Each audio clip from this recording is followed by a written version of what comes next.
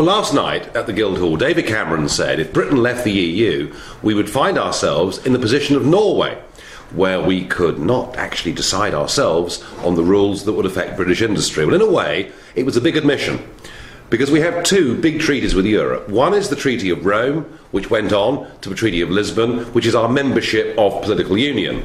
But there's a separate treaty that was signed in 1994, and that's our membership of the European Economic Area. So what Cameron was admitting last night is that if we leave the EU, we still have a free trade deal, not just with the other 26 EU members, but in fact with 29 other European states. Now, are we better off as Norway or as we are today? Well, the Norwegians do pay a contribution to the EU. It's about 1/7 per capita of what we pay. They are completely opted out of the common fisheries policy, of the common agricultural policy. They're opted out of justice and home affairs. They're opted out of all foreign policy decisions.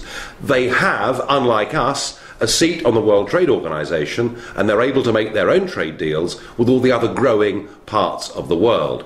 The drawback of the European Economic Area is we're still part of the single market, and yes, rules would be made that would affect British industry, over which we'd have no say. But hey, how much say do we have at the moment? Because we're in a very much minority position. And as the Eurozone moves forward, we will find ourselves increasingly on the outer fringe of the European Union, members of it, but actually with no influence at all. So the UKIP answer is this.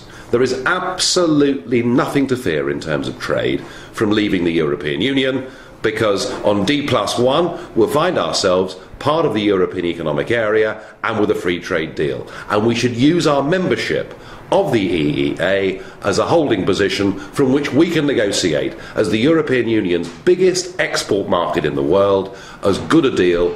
My goodness me, if Switzerland can have one, we can have an even better one.